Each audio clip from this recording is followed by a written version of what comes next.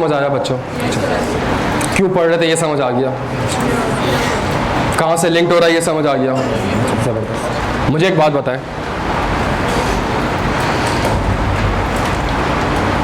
कुछ डॉक्यूमेंट्स के नाम बताएं मुझे, कोई भी डॉक्यूमेंट्स जो अब तक पढ़े हो अकाउंटिंग वगैरह में।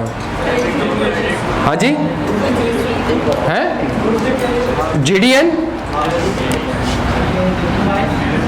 इनवॉइस, डेबिट नोट और बैंक स्टेटमेंट और बैलेंस शीट।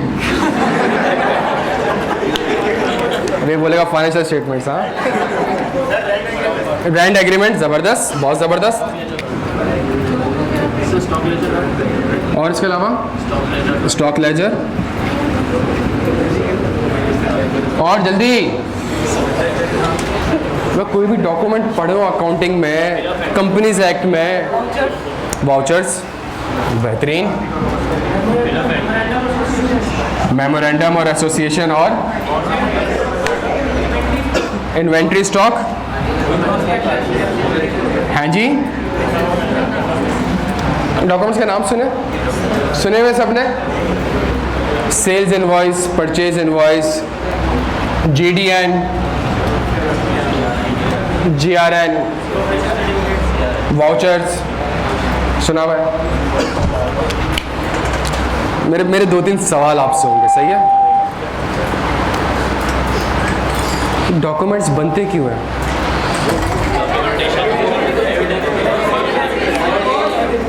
ये नहीं, देखिए ऑडिटर्स दुनिया में बाद में आया, तो आप ये ना बोले एविडेंस के लिए। मेरा सवाल समझिएगा, ये डॉक्यूमेंट्स आपने इतने जो पढ़े हैं आपने बताया, मैंने कोई नहीं पढ़ाया। रिकॉर्ड्स रखने के लिए। हाँ जी, ये डॉक्यूमेंट्स बनते क्यों हैं यार? इसको सही करो यार।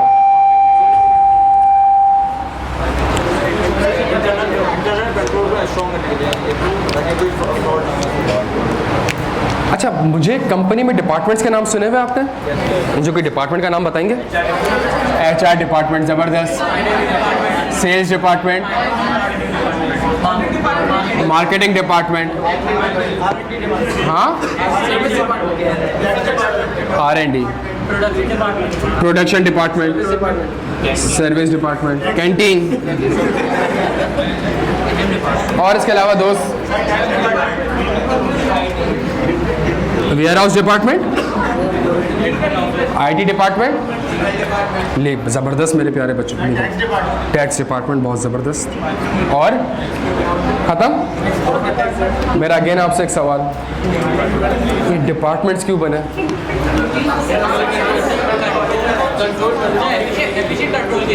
एफिशिएंट कंट्रोल्स के लिए।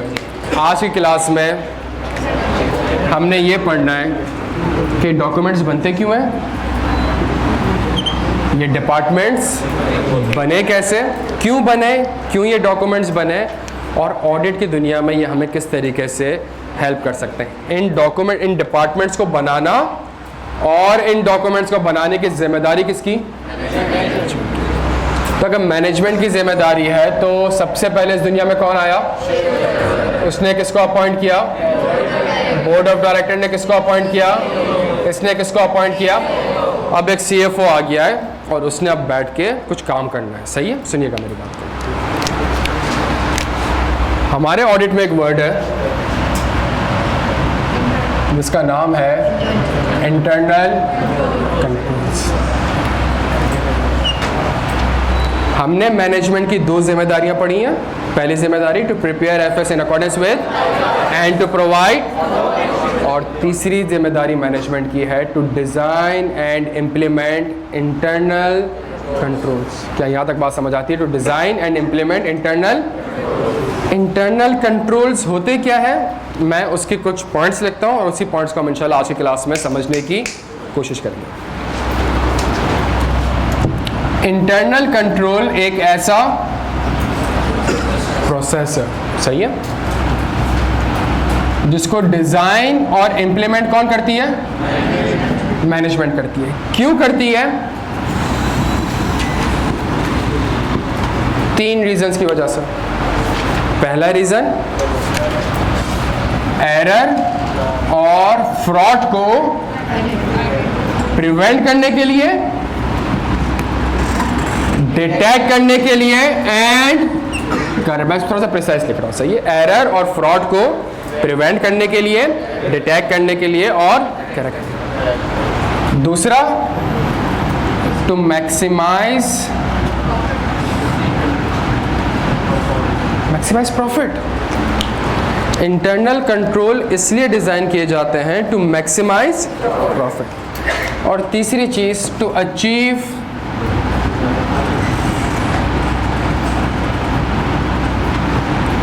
फाइनेंशियल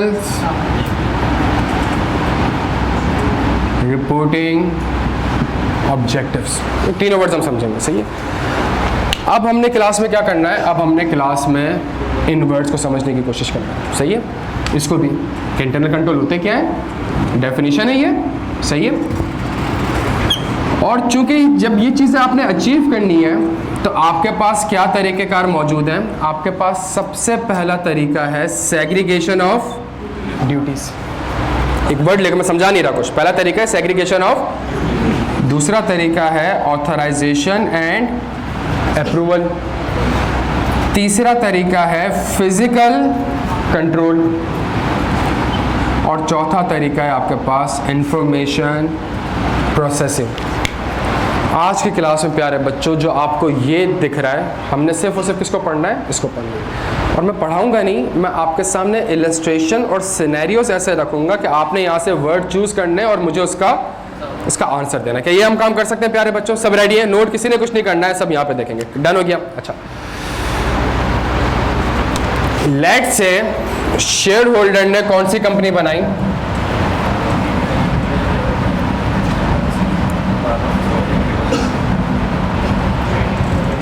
शेयर होल्डर ने कौन सी कंपनी बनाई? एक ट्रेडिंग कंपनी बनाई, सही है, कि माल खरीदेंगे और माल बेचेंगे। बोर्ड ऑफ डायरेक्टर्स को अपॉइंट किया, सीईओज आए, सीएफओज आए।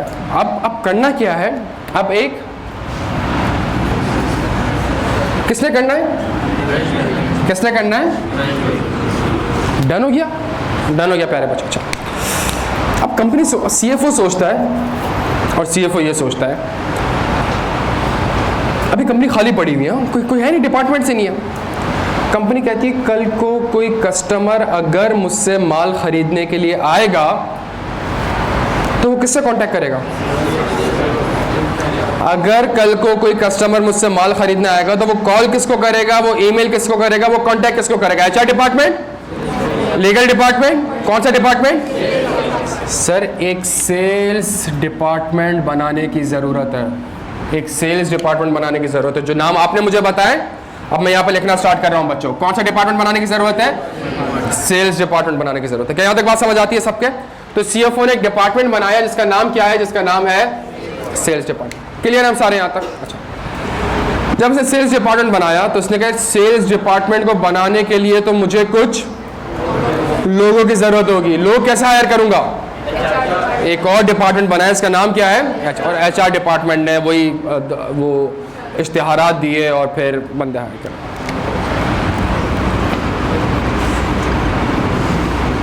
एक बंदा हायर कर लिया, सुनिएगा मेरी बात को। एक बंदा, अगर कोई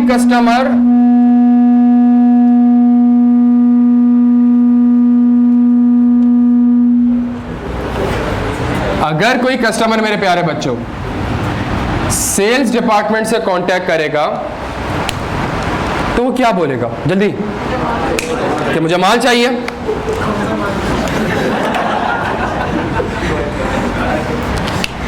एक क्वांटिटी, कितनी क्वांटिटी चाहिए? 100 क्वांटिटी चाहिए। सुनिएगा मेरी बात को बच्चों, बड़े गौर से सुनिए। कितनी क्वांटिटी चाहिए? अच्छा जी, 100 क्वांटिटी चाहिए। ये कंपनी को एक यूनिट कितने का पड़ता है? 10 रुपए का। ये जो बंदा है, ये बंदा कहता है आओ, ये बंदा उसको कहता है क्या? आओ। मार्केट में कितने का बिक रहा है? 10 रुपए का। मैं तुम्हें कितने का बेचूंगा? 8 रुपए का। क्यों 8 रुपए का बेचूंगा? बिकॉज मैं डिपार्टमेंट में अकेला हूं, सही है। मैं डिपार्टमेंट में अकेला हूँ, तो मैं ये माल कितने का बेचूंगा आपको? तुम्हें कितने का फायदा होगा? 100 क्वांटिटी में अगर क्वांटिटी 100 है, एक 10 रुपये का है, मैं 8 रुपये का बेच रहा हूँ, तो एक क्वांटिटी पे 2 रुपये बचेंगे, 100 क्वांटिटी पे 200 रुपये बचेंगे, 100 रुपये तुम्हारे। CFO ने कहा, CFO चार्टर्ड अकाउंटेंट, CFO ने कहा नहीं, तुम्हारे साथ एक और बंदा भी होगा। सही है, तुम्हारे साथ कि अगर तुम ये माल कितने का बेचने जाओ, 8 रुपये का, तो ये बंदा फौरन से कहता है भाई 8 रुपये का क्यों बेच रहे हो? बट ये बंदा चैलेंज कैसे करेगा? सुनिएगा मेरी बात, ये बंदा चैलेंज कैसे करेगा कि भाई 8 का बिकना चाहिए कि 12 का बिकना चाहिए? CFO कहता है आओ एक लिस्ट बनाते हैं जिसका नाम है ऑथराइज्ड प्राइस लिस्ट, और ये ऑथराइज्ड प्राइस है। माल बिकेगा तो कितने का बिकेगा? 10 रुपये का ही बिकेगा। क्यों? जब सामने वाला भी रिव्यू करेगा तो कोई डॉक्यूमेंट होगा जिसके बेसिस पे रिव्यू कर सकेगा ना, भाई 8 रुपये का क्यों बेच रहे हो? ऑथराइज्ड प्राइस कितनी है? यहाँ तक बात समझ आती है? यहाँ तक बात। तो एक डॉक्यूमेंट बनाया जिसका नाम क्या है? ऑथराइज्ड। सुनिएगा, कस्टमर का नाम क्या है? ए। अब इसने कहा यार अब तो नहीं हो सकता, ये है बैठा हुआ है बराबर में, ठीक है, एक काम करते हैं ना, मैं तुझे सेल्स क्रेडिट में कर देता हूँ, मैं तुम्हें सेल्स और तुम पैसे ही नहीं देना। कहाँ पहले 200 कमा रहे थे, अब 1000 रुपये कमाएंगे। कहाँ पहले 200 रुपये कमा रहे थे, अब 1000 रुपये कमाएंगे। मैं तुम्हें माल किसमें दूंगा? CFO ने कहा नहीं, मैं एक और लिस्ट बनाऊंगा जिसका नाम होगा ऑथराइज्ड क्रेडिट लिमिट। आप बैंक से जाएं अभी 1 अरब का लोन लेना, आप जाएं बैंक से और कहें मुझे 1 अरब रुपए का, आपको 1 अरब देगा वो सही है, लोन नहीं देगा आपको। सही है, तो आप क्यों? बिकॉज उसकी एक ऑथराइज्ड, आप क्रेडिट कार्ड भी लेने जाते हैं तो क्रेडिट कार्ड की भी एक लिमिट होती है कि भाई इतनी, कंट्रोल्स है बैंक्स के। क्यों? आपको दे दिया, आपने खर्च कर दिया सारे, प्रीपे कैसे करेंगे? बैंक का नुकसान। समझ आ रही है बात यहाँ तक? अच्छा, ये बात समझ आती है? सुनिएगा मेरे प्यारे, तो भाई क्वांटिटी डिसाइड हुई 100 रुपये, रेट डिसाइड हुआ 10 रुपये, अमाउंट कितनी बनी? 1000। अब ये हक और सच है। सुनिएगा मेरी बात को, माल पड़ा हुआ कहाँ पे होगा? तो सर इसका मतलब है एक और डिपार्टमेंट बनाने की जरूरत होगी जिसका नाम क्या होगा? जल्दी बता दें। Ware house department. डन हो गया बच्चा, सुकून से सुनना है, वेयर हाउस डिपार्टमेंट। अच्छा, CFO ने कहा एक ऐसा प्रोसेस डिजाइन करता हूं और इंप्लीमेंट करता हूं। तो प्रोसेस डिजाइन करते हुए इसने एक और डिपार्टमेंट बनाया जिसका नाम क्या है? Warehouse department.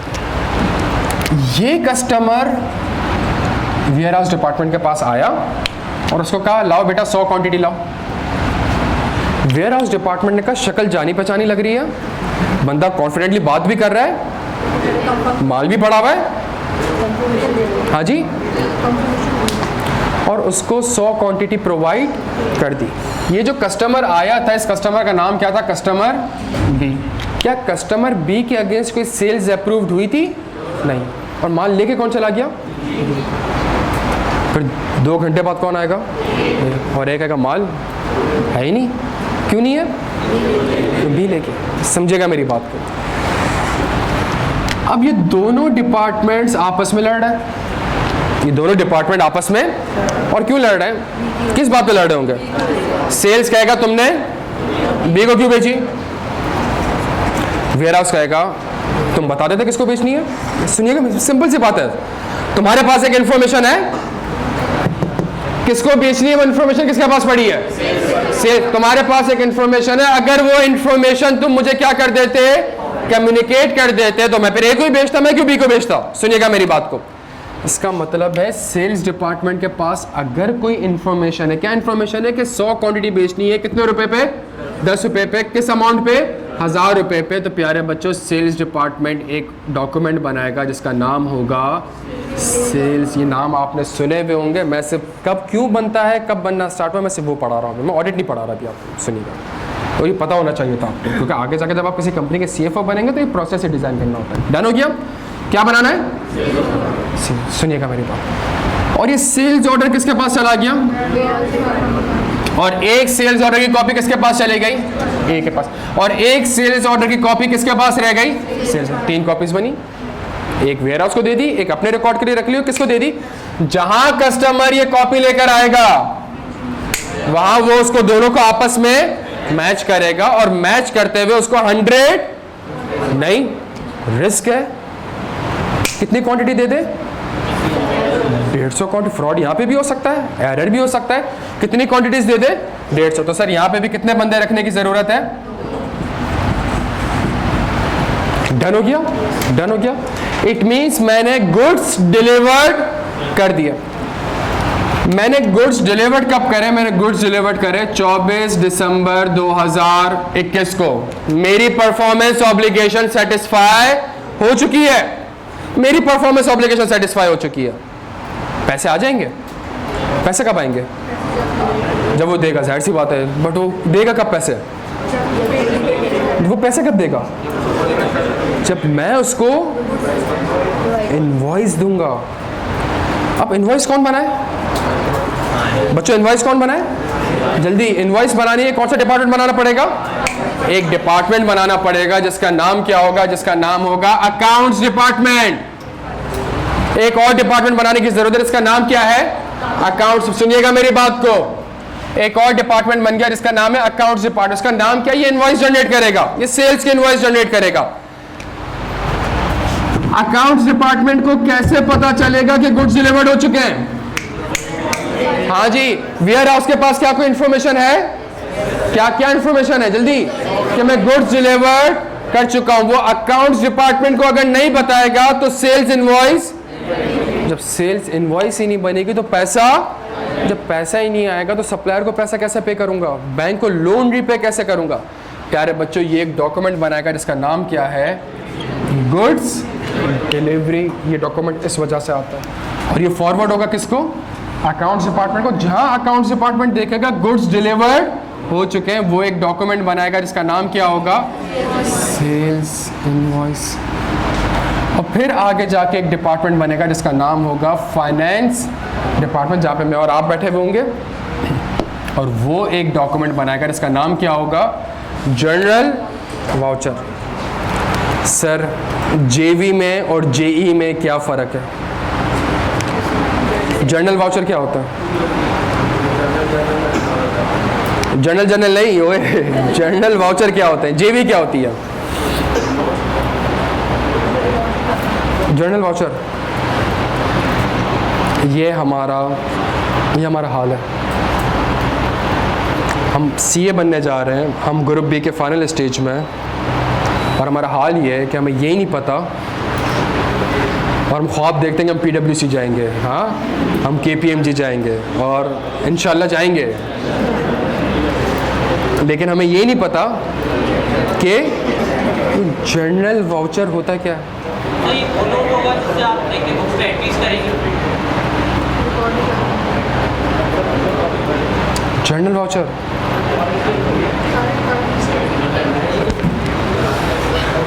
एक कागज़ का पर्चा होता है जिस पे डिस्क्रिप्शन लिखी आ रही होती है, डेबिट क्रेडिट लिखा हुआ आ रहा होता है, जीएल कोड लिखा हुआ आ रहा था। वो जो डॉक्यूमेंट आप बनाते थे आईए में, FR1 में, जिसमें आप वो एंट्री पोस्ट कर रहे होते थे, वो कहलाता है जर्नल वाउचर। वो डॉक्यूमेंट का नाम कहलाता है जर्नल। उसके अंदर जो आप एंट्री पास करते हैं, sales credit, account receivable debit, उसको कहते हैं जर्नल एंट्री। एंट्री क्या पास करी आपने? Sales credit, account receivable debit, लेकिन जिस डॉक्यूमेंट में आपने पास करी है उसको कहते हैं जेवी जर्नल वाउचर। क्या यहाँ तक बच्चों? अमन है यहाँ तक? तो ये एक एंट्री बनाएगा इसका नाम क्या होगा? Journal voucher. और वो एंट्री क्या बनाएगा? Sales credit. डन हो गया। और यहाँ पे आके रेवेन्यू रिकॉर्ड हो चुका है, डन हो गया। और जहाँ मैनेजमेंट सेल्स रजिस्टर दिखाएगी वहाँ पे ये 100 रुपये का रेवेन्यू या 1000 रुपये का रेवेन्यू डन है। जो मैंने यहाँ पे लिखा हुआ है और वो जो डायग्राम है, क्या वो दोनों आपस में मैच होते हुए दिख रही हैं आपको? क्या यहाँ पे जो मैंने वर्ड्स लिखे हैं, क्या वो आप मुझे वहाँ पे लिंक करवा सकते हैं प्यारे बच्चों? मुझे जल्दी से बता दें, यहाँ पे जो आपने 2 बंदे रखे हैं, यहाँ पे जो आपने 2 बंदे रखे हैं, ये किस चीज़ की अलामत है? जल्दी से, ये किस चीज़ की अलामत है? Segregation of duties. एक बंदा वाउचर प्रिपेयर करेगा, दूसरा बंदा वाउचर को अप्रूव करेगा या रिव्यू करेगा। सुनिएगा मेरी बात को। सर ये जो आपने बनाया है document, authorised price list, authorised credit limit, ये किस चीज़ की अलामत है? जल्दी से बता दें। ये ऑथराइजेशन एंड अप्रूवल की अलामत है। सर ये जो वेयर हाउस में आपने कैमरा लगाया हुआ है, ये जो वेयर हाउस में आपने सिक्योरिटी गार्ड को बिठाया हुआ है, ये जो वेयर हाउस में आपने ताले लगाए हुए, प्यारे बच्चों किस चीज़ की अलामत है? ये किस चीज़ की अलामत है? ये फिजिकल कंट्रोल्स की अलामत है कि इन्वेंट्री चोरी ना हो जाए। सुनिएगा मेरी बात को। सर ये जो डॉक्यूमेंट बन रहा है JV, sales invoice, GDN, sales order, ये एक इंफॉर्मेशन है जो कि आगे प्रोसेस हो रही है। ये क्या कहला रहा है प्यारे बच्चों? जल्दी से बता दें। इंफॉर्मेशन, मेरे पास एक इंफॉर्मेशन है कि मैं गुड्स डिलीवर कर चुका हूं, इस इंफॉर्मेशन को मैं आगे प्रोसेस कर रहा हूं ताकि आगे वाले के काम आ सके। जब आगे वाले को पता चल गया कि गुड्स डिलीवर्ड हो चुके हैं तो वो एक डॉक्यूमेंट बनाएगा, इसका नाम क्या होगा? Sales invoice. क्या यहाँ तक बात समझ आती है बच्चों? यहाँ तक क्लियर है? ये सारे काम मैं कर क्यों रहा हूं? जल्दी बताएं, जल्दी बता दें यहाँ से। ये सारे काम मैं कर क्यों रहा हूं? मैं एक ऐसा प्रोसेस समझ आया? पहले सेल्स डिपार्टमेंट बनेगा, फिर वेयर हाउस डिपार्टमेंट बनेगा, फिर अकाउंट्स डिपार्टमेंट बनेगा, फिर फाइनेंस डिपार्टमेंट बनेगा। ये डिपार्टमेंट एक प्रोसेस है जिसको मैं डिजाइन कर रहा हूं और इंप्लीमेंट कर रहा हूं। क्यों? ताकि एरर और फ्रॉड को, पहले प्रोसेस में कहां पे एरर और फ्रॉड हो सकता था? जल्दी छेती भाई, 100 रुपए की चीज 10 की बेच दूं, क्रेडिट लिमिट उसकी 800 रुपए की है, उसको 1000 रुपए की, इससे होगा क्या? जल्दी बता, इससे होगा क्या? इससे फ्रॉड हो सकता है। क्या इससे शेयर होल्डर का प्रॉफिट मैक्सिमाइज होगा? 1000 रुपए की चीज 600 रुपए की बेचूं, क्या शेयर होल्डर का प्रॉफिट मैक्सिमाइज होगा? अगर goods delivery note timely basis पे अकाउंट्स डिपार्टमेंट को ना दूं तो ये एरर और फ्रॉड नहीं है, मैक्सिमाइज प्रॉफिट है। कैसे मैडम, कैसे? अगर 24 दिसंबर को वेयर हाउस डिपार्टमेंट ने गुड्स डिलीवर कर दिए और 24 दिसंबर 2022 को इसने आगे फॉरवर्ड करा अकाउंट्स डिपार्टमेंट को, ये एरर और फ्रॉड नहीं है। जल्दी बताइए क्या है? मैक्सिमाइज प्रॉफिट कैसे? अगर मेरे पास ये 1000 रुपए का कैश यहाँ पे आ चुका होता, आज आ चुका होता, तो 1 साल तक तो मैं 1000 रुपए के ऊपर 100 रुपए कमा चुका होता इंटरेस्ट। और मेरे पास पैसा नहीं था तो मैंने बैंक से लोन लिया, 150 रुपए की फाइनेंस कॉस्ट बेयर कर चुका हूं। अगर ये पैसा मेरे पास टाइम पे आ जाता तो मेरी फाइनेंस कॉस्ट सेव हो जाती, फाइनेंस कॉस्ट सेव होती तो मेरा प्रॉफिट ऑटोमेटिकली बढ़ जाता है। Maximise profit. बच्चों क्या याद है? मैं क्यों ऑथराइज क्रेडिट लिमिट बना रहा हूं? ऑथराइज क्रेडिट लिमिट क्यों बना रहा हूं? ताकि अगर वो कल को मुझे पता हो कि उसकी हैसियत कितनी है रीपे करने की, मुझे पता हो उसकी हैसियत कितनी है रीपे करने की। अगर उसकी हैसियत 1000 रुपए रीपे करने की और मैं 1 करोड़ का माल उसको बेच दूं और कल को वो डिफॉल्ट कर गया तो 1 करोड़ का बैड एक्सपेंस रिकॉर्ड करो, तुम्हारी पूरी प्रॉफिट बैठ जाएगी यार। क्या यहां तक बात समझ आती है प्यारे बच्चों? तो ये एक प्रोसेस है जिसको डिजाइन और इंप्लीमेंट कौन करता है? मैनेजमेंट करती है। क्यों करती है? ताकि एरर और फ्रॉड को प्रिवेंट कर सके, डिटेक्ट कर सके। 100 क्वांटिटी दे रही थी, गलती से 120 क्वांटिटी दे दी, दूसरा बंदा है चेक करने वाला। 100 रुपए का माल बेचना था, गलती से 80 रुपए का माल बेच रहा हूं, दूसरा बंदा है उसको रिव्यू करने वाला, चेक करने वाला। क्या यहां तक बात समझ आती है बच्चों? मेरे प्यारे बच्चों, क्या ये वर्ड समझ आते हैं आपके? ये वर्ड समझ आते हैं सबको? डन हो गया यहाँ पे? तो हमारे पास एक और कॉन्सेप्ट है, एक और वर्ड है जिसका हमने सिर्फ कॉन्सेप्ट लिया है, और वो कॉन्सेप्ट क्या है? Internal control. क्या यहाँ तक बात समझ? इंटरनल कंट्रोल होता क्या? एक ऐसा प्रोसेस होता है जिसको मैनेजमेंट डिजाइन करती है, ये मैनेजमेंट का काम है। मैनेजमेंट इंप्लीमेंट करती है। क्यों? ताकि एरर और फ्रॉड को प्रिवेंट कर सके, डिटेक्ट कर सके और करेक्ट कर सके। क्यों करती है? ताकि मैक्सिमाइज प्रॉफिट हो सके। और क्यों करती है? ताकि financial reporting objectives, financial reporting objective का मतलब होता है कि जितनी भी ट्रांजैक्शन हुई है वो कंप्लीटली एंड एक्यूरेटली रिकॉर्ड हुई है। मैं एग्जांपल देता हूं।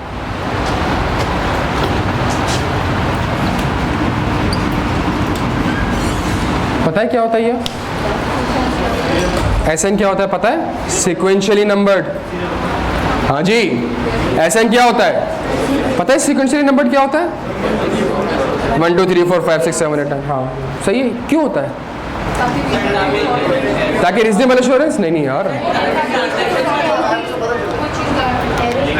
अगर आज 24 दिसंबर को अगर आज आखिरी GDN का नंबर है 12, इट मीन्स आज के दिन कितने गुड्स डिलीवर्ड हुए? और सेल्स इनवॉइस का आज के दिन का आखिरी नंबर है कितना? इसका मतलब है 2 गुड्स ऐसे हैं जो कि डिलीवर्ड हो चुके हैं और उसकी सेल्स इनवॉइस नहीं बनी। सर 12 ही है सेल्स इनवॉइस नंबर भी, सुनिएगा मेरी बात को, लेकिन जेवी का आखिरी नंबर कौन सा आ रहा है? इट मीन्स 3 सेल्स ऐसी हैं जो कि रिकॉर्ड होनी चाहिए और मैनेजमेंट ने रिकॉर्ड नहीं करी। प्यारे बच्चों, ये कॉन्सेप्ट कहलाता है सिक्वेंशियली नंबर्ड का। अगर आप कभी बाइक वाइक पार्क करते हैं, वो आपको पर्ची काट के देता है, उसके ऊपर एक सिक्वेंशियली नंबर आता है। वो नंबर सिक्वेंशियली इसलिए होता है बिकॉज जो उसका बॉस होता है वो कहता है आखिरी पर्ची दिखा कौन सी है, वो कहता है 100। टिकट कितने रुपए का है? 10 रुपये का, लाओ 1000 रुपये। तो वो सिंपल सा कैलकुलेशन करी, हिसाब किताब किया, कोई फ्रॉड ही नहीं। तो ये कंट्रोल है, उसको तक पता है इंटरनल कंट्रोल क्या है, लानती हूँ। और ये JV जनरल जो एक बाइक का ठेका लेके भी बैठा हुआ है या जो वैले वाला भी लेके बैठा है, तो वैले वाले तो मजदूर है बेचारे, ऊपर जो बंदा है वो हिसाब किताब कैसे रखता है?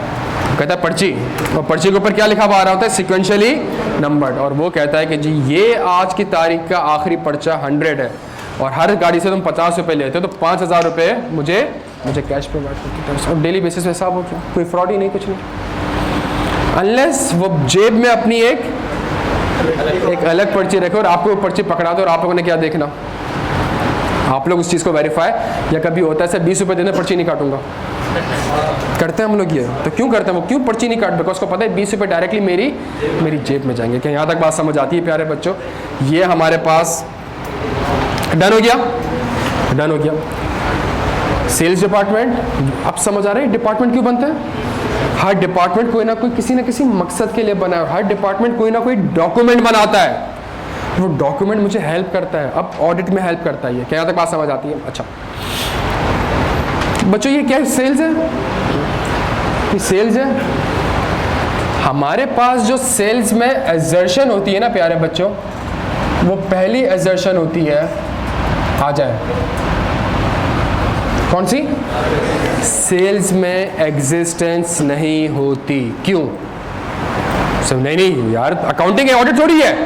ये आप कभी ऑडिट नहीं पढ़ा है भाई, ये मैंने ऑडिट नहीं पढ़ा, ये क्या ही है सारी चीजें, ये तो अकाउंटिंग में वर्ड सुनकर आया हूं। मैं से उसकी प्लेसमेंट बता रहा हूं कि किस क्रोनोलॉजिकल ऑर्डर में ये डिपार्टमेंट और डॉक्यूमेंट्स बने, और कुछ नहीं पढ़ा है मैंने। जी सर। भाई 6 साल की सेल आज एग्जिस्ट थोड़ी करेगी यार। हाँ, 6 साल पहले जो सेल करी है उसको जो अकाउंट रिसीवेबल है वो आज अगर उसमें पैसे ना दिए हुए हो तो। सेल्स तो फॉर द ईयर एंडेड होती है, सेल्स तो P&L का आइटम होता है। अगर एक एसेट मैंने 15 साल पहले भी खरीदा है, पॉसिबिलिटी का आज वो एग्जिस्ट कर रहा होगा, तो बैलेंस शीट आइटम है एसेट पे, एसेट दिसंबर 31 2021। बट मेरे पास जो P&L आइटम है वो तो फॉर दी, तो क्या 365 दिन में क्या ये ट्रांजैक्शन, तो मेरे पास एसेशन कौन सी होती है कि जो मैनेजमेंट ने सेल्स रिकॉर्ड की है क्या वो अकर हुई भी है कि नहीं? पहली एसेशन कौन सी है? एग्जिस्टेंस नहीं होगी। लॉजिक समझ आती है मेरे प्यारे बच्चों? दूसरी जो एसेशन है उसका नाम है सेंस बनता है। कंप्लीटनेस का मतलब जल्दी से बता दो। सारी की सारी सेल्स मैनेजमेंट ने रिकॉर्ड, 12 सेल्स इनवॉइस बनी है, रिकॉर्ड कितनी करी? मैनेजमेंट ने सारी की सारी सेल्स के ट्रांजैक्शन को रिकॉर्ड नहीं किया होगा। क्या यहाँ तक बात समझ आती है प्यारे बच्चों? अच्छा, इसकी एग्जांपल भी दूंगा।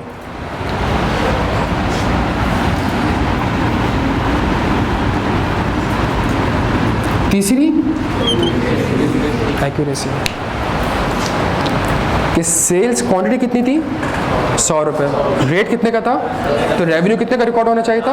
1000। मैनेजमेंट ने उसके ऊपर 16% सेल्स टैक्स चार्ज किया और रेवेन्यू 1016 रुपये का रिकॉर्ड कर दिया। क्या वो 1016 रुपये का रेवेन्यू रिकॉर्ड होना चाहिए? क्या यहाँ तक बात समझ आ रही है? इट मीन सेल्स अकर्ड भी हुई है, लेकिन उस ट्रांजेक्शन को एक्यूरेटली रिकॉर्ड नहीं करी। क्या यहाँ तक बात समझ आती है प्यारे बच्चों? सिर्फ 3 एजर्शन अभी डिस्कस कर रहा हूँ, चौथी एजर्शन भी है, 5वीं एजर्शन भी है। चले मैं एक और एजर्शन भी लिखता हूँ, बल्कि छोड़िए 3 ही लिखता। तो मेरी पहली एजर्शन, दूसरी, तीसरी, क्या तक बात समझ आता है? इसको भी साइड में रखें। दो एजर्शंस कौन सी, अकरेंस एंड कंप्लीटनेस। क्या ये बात समझ आती है प्यारे बच्चों? पीएनएल की एजर्शंस डिफरेंट है, बैलेंस शीट की एजर्शन पीएनएल में आपको एग्जिस्टेंस नहीं दिखेगा। क्यों नहीं दिखेगा? 10 साल पुरानी सेल्स आज एग्जिस्ट नहीं करेगी, इवन पिछले साल के आखिरी दिन की भी सेल्स आज एग्जिस्ट नहीं करेगी। तो अकरेंस का मतलब क्या ये ट्रांजैक्शन अकर्ड हुई भी है या फिर नहीं हुई। और दूसरी असर्शन मेरे पास कौन सी है प्यारे बच्चों, कि क्या सारी की सारी सेल्स मैनेजमेंट ने रिकॉर्ड कर ली कि नहीं कर ली। प्यारे बच्चों, मैनेजमेंट ने मुझे एक सेल्स रजिस्टर दिया, जिस तरह फिक्स एसेट रजिस्टर होता है, जिस तरह इन्वेंटरी रजिस्टर होता है, इस तरीके से एक और रजिस्टर आ गया, सेल्स रजिस्टर। और सेल्स रजिस्टर में उसने मैनेजमेंट ने कहा कि ये मेरा रेवेन्यू है। सही हो गया प्यारे बच्चों? 5 मिनट दे रहा हूँ, मुझे अकरेंस और कंप्लीटनेस का प्रोसीजर चाहिए। छेती छेती छेती छेती मुझे अकरेंस और कंप्लीटनेस का ऑडिट प्रोसीजर ड्राफ्ट करके दें।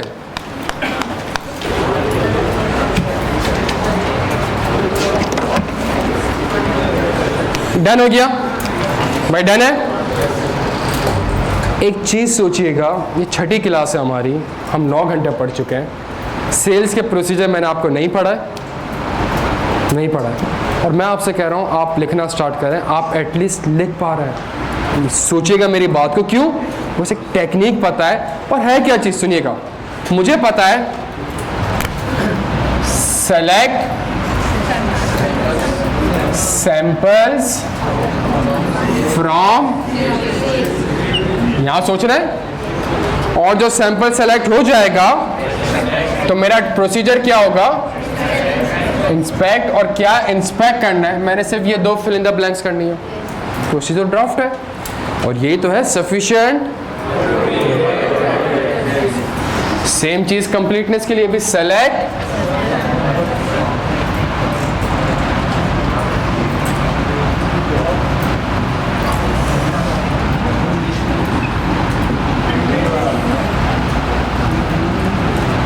ये तो करना है, यही तो करना है। और करना क्या है? डॉक्यूमेंट्स भी मेरे पास लिखे हुए हैं। सेल्स रजिस्टर मुझे मिल चुका है। जब सेल्स रजिस्टर मुझे मिला, जिसका टोटल सेल्स मैनेजमेंट ने कितनी रिकॉर्ड की हुई थी,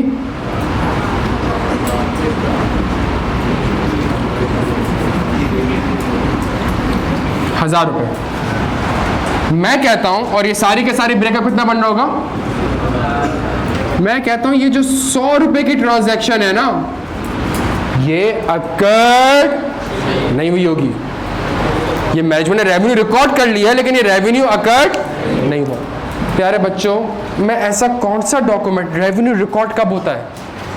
ऑडिट नहीं पढ़ा रहा, रेवेन्यू रिकॉर्ड कब होता है? जब मेरी परफॉर्मेंस ऑब्लिगेशन। प्यारे बच्चों, इन सारे प्रोसेस में सिर्फ 4 ही डॉक्यूमेंट है। पहला है सेल्स ऑर्डर, दूसरा है जीडीएन, तीसरा है सेल्स इनवॉइस, चौथा है जर्नल वाउचर। इन चारों डॉक्यूमेंट में से मुझे बताएं कौन सा ऐसा डॉक्यूमेंट है जिसको बनाने से मेरी परफॉर्मेंस ऑब्लिगेशन सेटिस्फाई हो चुकी है? जीडीएन, सेल्स इनवॉइस नहीं। That is my performance obligation. मेरी परफॉर्मेंस ऑब्लिगेशन थी मैं गुड्स आपको डिलीवर्ड कर दूं, ये मेरी परफॉर्मेंस ऑब्लिगेशन। जहां मैंने सेल्स ऑर्डर बनाया, मेरी परफॉर्मेंस ऑब्लिगेशन सेटिस्फाई थोड़ी हुई है।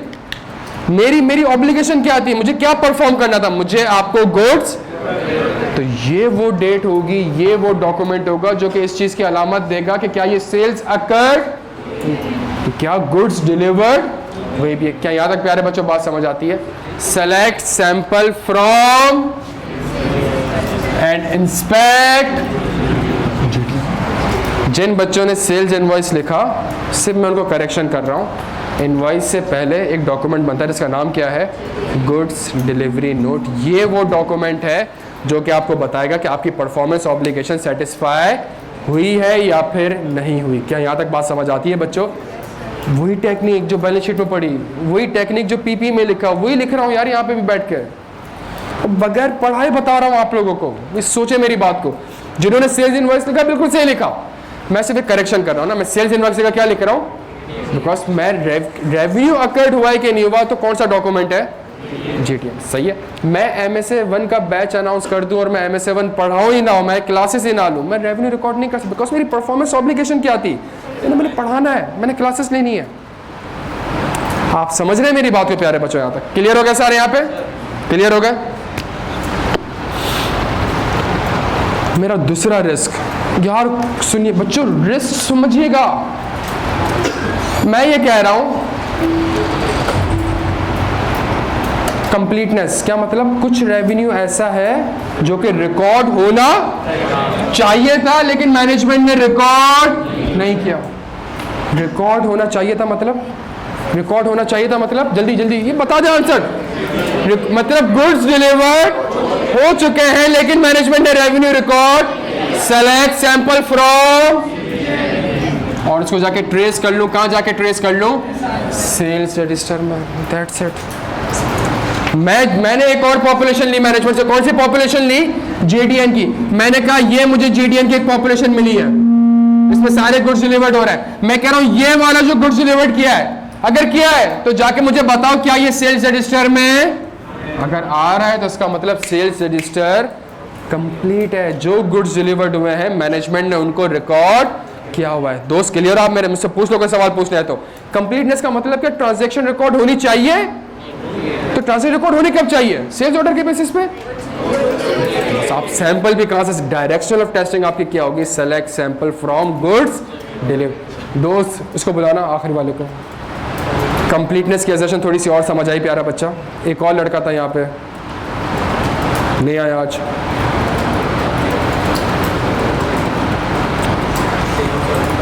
अगर अच्छा अभी भी मैं आपको बता दूं, ऑडिट प्रोसीजर कंप्लीट थोड़ी हुआ है, ये तो ऐसे ही एक पुराना वाला हमने क्या करा है, उसको रिकॉल करा है और कुछ थोड़ी करा है। अरे आगे पूरा टॉपिक पढ़ना है, लेकिन थोड़ा बहुत आइडिया हो गया प्यारे बच्चों कि मेरे पास अगर ड्राफ्टिंग टेक्निक होगी, मैं अगर आप रट्टा लगाएंगे ना, आप पेपर में कंफ्यूज रहेंगे कि लिखना क्या। पेपर में सवाल कैसा आता है पता है? अब सवाल कैसा आ रहा है? Select sample from sales register and inspect sales invoice, और आगे आता है critically analyse the above audit procedure,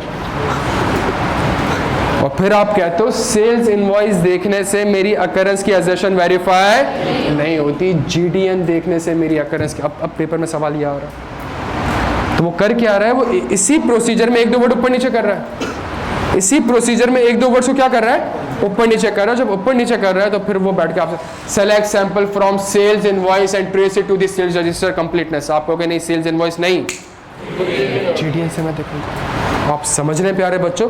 हम प्रोसीजर पढ़ नहीं रहे, लेकिन सिर्फ एक चीज़ जो कि मैं आपको समझाने की कोशिश कर रहा हूँ, क्लास तमीज़ से लोगे, अटेंटिव होके लोगे, पुराना याद कर कर आओगे, पुराना रिवाइज कर कर आओगे। आज की क्लास में प्यारे बच्चों 90% चीज़ें वो थी जो हमने पिछली क्लासेस में पढ़ी हुई थी।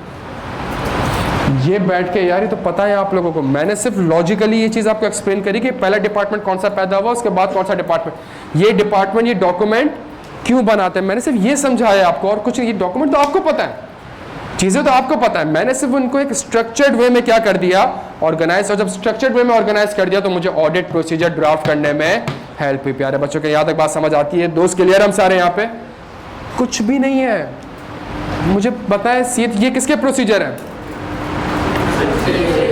परचेज के लिख लें। ये किसके लिखे हुए हैं? परचेज के लिख लें। नहीं लिखे? टाइम है ना? परचेज के नहीं लिख सकते हो? परचेज की पहली असर्शन, परचेज में कौन सा आइटम है? तो पहली असर्शन सेलेक्ट सैंपल फ्रॉम, हाँ भाई, and inspect goods received note बनेगा यहाँ पे। Select sample from GRN and trace it to दी।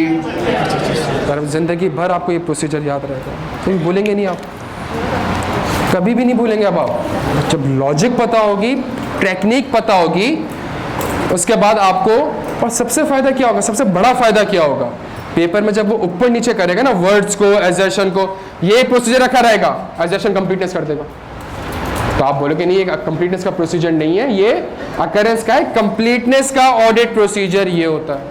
अब इस तरीके से हमने ड्राफ्ट करना। क्या यहाँ तक मेरे प्यारे बच्चों बात समझ आती है? तो अगर हम इसको थोड़ा गौर से देखें जो इसमें भी क्या दिख रहा है, सफिशिएंट, अप्रोप्रिएट, इंस्पेक्ट मैं आगे लिख देता हूँ, ओरिजिनल GRF, सेलेक्ट सैंपल्स किस चीज़ की अलामत है प्यारे बच्चों, फ्रॉम सेल्स रेजिस्टर किस चीज़ की अलामत है, डायरेक्शन ऑफ टेस्टिंग, इंस्पेक्ट क्या है मेरा ऑडिट एविडेंस, इंस्पेक्ट कर क्या रहा हूँ ओरिजिनल, ओरिजिनल किस चीज़ की अलामत है, रिलायबल की, और डॉक्यूमेंट GDN देख रहा हूँ, और किसके लिए काम कर रहा हूँ ये, अकरेंस के लिए, अकरेंस क्या है, असर्शन, सफिशिएंट, अप्रोप्रिएट, ऑडिट, और आपको अब आपको PP की एग्जिस्टेंस, PP की कंप्लीटनेस, इन्वेंट्री की एग्जिस्टेंस, इन्वेंट्री कंप्लीटनेस, रेवेन्यू की अकरेंस, एक टेक्निक है यार, बस एक लाइन है, उस लाइन में आपने डब्बे को ऊपर नीचे करना है, आपकी एग्जेशन भी चेंज होती रहेगी, आपका प्रोसीजर भी चेंज होता रहेगा। क्या यहाँ तक बात समझ आ रही है? सिर्फ ओवरव्यू दिया है प्यारे बच्चों, आगे जाके पूरा टॉपिक है ये हमने पढ़ना है, लेकिन हमने सिर्फ और सिर्फ आज की क्लास में क्या करा है, एक सिंपल सा ओवरव्यू दिया। हाँ, आज थर्सडे, हमारी अगली क्लास सैटरडे को होगी। सैटरडे क्लास में हम एक नया टॉपिक स्टार्ट कर देंगे। हमारा जो कॉन्सेप्ट वाली क्लास थी वो ख़त्म हो चुकी है, हमारा 15 मिनट का कॉन्सेप्ट रह गया है, उसको अगली क्लास में देख लेंगे और उसके बाद हम एक नया टॉपिक स्टार्ट कर देंगे और उसको कंप्लीट अब से पढ़ना स्टार्ट कर देंगे। अब कोई भी टॉपिक ऐसा नहीं होगा कि हम हाफ पढ़ होंगे, अब से हम इंशाल्लाह एटलीस्ट 95-98% उस टॉपिक को पढ़ होंगे। क्या यहाँ तक बात समझ आती है? सैटरडे की जो क्लास है, मेरी रिक्वेस्ट होगी आपसे उसको मिस ना करिएगा, बिकॉज ये वो क्लास होगी जब हम अब कॉन्सेप्ट वगैरह नहीं, अब तो हम प्रॉपर आइजा पढ़ने जाएंगे और कैफ के पास पेपर्स हम इंशाल्लाह आना स्टार्ट कर देंगे। क्या यहाँ तक बात समझ आती है? चलो, अपना बेहद ख्याल रखिएगा प्यारे बच्चों, थैंक यू सो मच।